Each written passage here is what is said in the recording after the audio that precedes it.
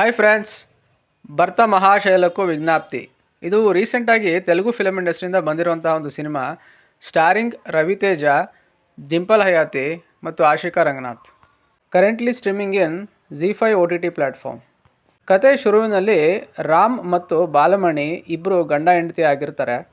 ರಾಮ್ ಹಾಗೂ ಬಾಲಮಣಿ ಒಂದು ವೈನ್ ಕಂಪನಿಯ ಓನರ್ಸ್ ಆಗಿರ್ತಾರೆ. ಮತ್ತು ಅವರ ಕಂಪನಿಯಿಂದ ಒಂದು ಹೊಸ ಥರದ ಬ್ರ್ಯಾಂಡ್ ಅಂದರೆ ಅನಾರ್ಕಲಿ ಅನ್ನೋ ಹೆಸರಲ್ಲಿ ಒಂದು ವೈನ್ನ ಮ್ಯಾನುಫ್ಯಾಕ್ಚರ್ ಮಾಡಿ ಮಾರ್ಕೆಟಿಂಗ್ ಮಾಡಬೇಕು ಅಂತ ಇರ್ತಾರೆ. ಆ ಒಂದು ವೈನನ್ನು ಸ್ಪೇನ್ ದೇಶದಲ್ಲಿ ಮಾರ್ಕೆಟಿಂಗ್ ಮಾಡಬೇಕು ಅಂತ ಡಿಸೈಡ್ ಮಾಡಿ ಒಂದು ಸ್ಯಾಂಪಲ್ನ ಕಳಿಸಿರ್ತಾರೆ. ಬಟ್ ಅದು ರಿಜೆಕ್ಟ್ ಆಗಿ ಬರುತ್ತೆ. ವೈನ್ ರಿಜೆಕ್ಟ್ ಮಾಡಿದಂತಹ ಸ್ಪೇನ್ ಕಂಪನಿಯ ಓನರ್ ಹೆಸರು ಮಾನಸ ಶೆಟ್ಟಿ. ಆ ರೋಲ್ ಮಾಡಿರೋದು ಆಶಿಕಾ ರಂಗನಾಥ್. ರಾಮ್ ಮತ್ತು ಅವನ ಅಸಿಸ್ಟೆಂಟ್ ಈ ಒಂದು ರಿಜೆಕ್ಷನ್ನ ಹೆಂಗಾದರೂ ಕ್ಯಾನ್ಸಲ್ ಮಾಡಿಸಿ ಅಪ್ರೂವ್ ಮಾಡಿಸ್ಕೊಳ್ಬೇಕು ಅಂತ ಒಂದು ಐಡಿಯಾ ಮಾಡಿ ಸ್ಪೇನ್ಗೆ ಹೋಗ್ತಾರೆ. ಅಲ್ಲಿಂದ ರಾಮ್, ಬಾಲಮಣಿ ಮತ್ತು ಮಾನಸ ಶೆಟ್ಟಿ ಮಧ್ಯೆ ನಡೆಯುವಂತಹ ಕ್ಯಾಟ್ ಆ್ಯಂಡ್ ಮೌಸ್ ಗೇಮೇನೆ ಈ ಒಂದು ಕಥೆಯ ಮೇನ್ ಪ್ಲಾಟ್. ಇನ್ನು ಆ್ಯಕ್ಟಿಂಗ್ ವಿಷಯಕ್ಕೆ ಬರೋದಾದರೆ, ರಾಮ್ ಕ್ಯಾರೆಕ್ಟರ್ ಮಾಡಿರೋದು ರವಿತೇಜ. ಸ್ಟಾರ್ಟಿಂಗಿಂದ ಎಂಡಿಂಗ್ ತನಕ ಅವ್ರ ಎನರ್ಜಿ ಎಲ್ಲೂ ಕೂಡ ಡ್ರಾಪ್ ಆಗಲ್ಲ ಮತ್ತು ಈ ಒಂದು ಕ್ಯಾರೆಕ್ಟರ್ಗೆ ಪರ್ಫೆಕ್ಟ್ ಮ್ಯಾಚ್ ಆಗ್ತಾರೆ.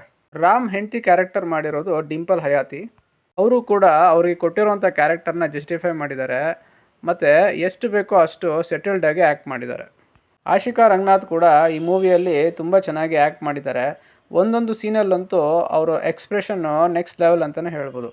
ರಾಮ್ನ ಅಸಿಸ್ಟೆಂಟ್ ರೋಲ್ ಮಾಡಿರೋದು ವೆನ್ನೆಲಾ ಕಿಶೋರ್. ಮೂವಿಯಲ್ಲಿ ಅವ್ರ ಪೋರ್ಷನ್ಸ್ ತುಂಬ ನೀಟಾಗಿ ಬಂದಿದೆ ಮತ್ತು ಅವರು ಸ್ಕ್ರೀನ್ ಮೇಲೆ ಬಂದಾಗೆಲ್ಲ ನಮಗೆ ಆಟೋಮೆಟಿಕ್ಕಾಗಿ ನಗು ತರಿಸುತ್ತೆ.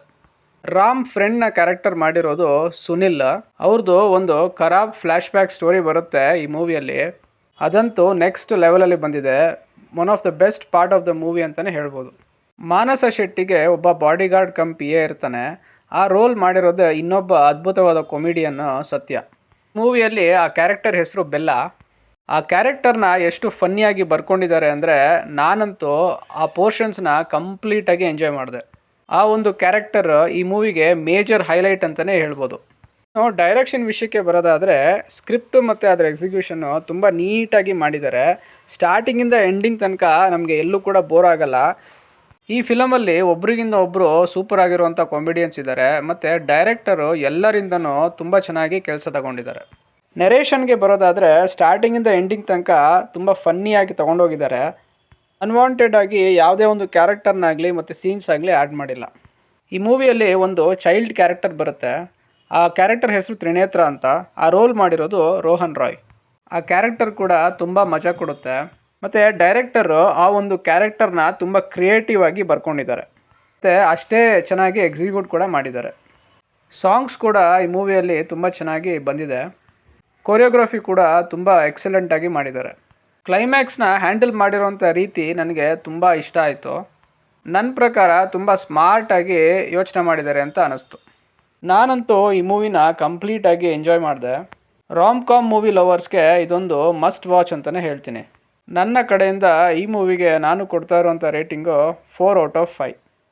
ಇನ್ನು ಯಾರ್ಯಾರು ಈ ಫಿಲಮ್ ನೋಡಿದ್ದೀರಾ, ನಿಮ್ಮ ಅಭಿಪ್ರಾಯನ ತಪ್ಪದೆ ಕಾಮೆಂಟ್ ಸೆಕ್ಷನಲ್ಲಿ ಹಾಕಿ. ವಿಡಿಯೋ ಇಷ್ಟ ಆಗಿದ್ದರೆ ಲೈಕ್, ಶೇರ್ ಆ್ಯಂಡ್ ಸಬ್ಸ್ಕ್ರೈಬ್ ಮಾಡಿ. ಸಿಗೋಣ ನೆಕ್ಸ್ಟ್ ವಿಡಿಯೋದಲ್ಲಿ. Thank you.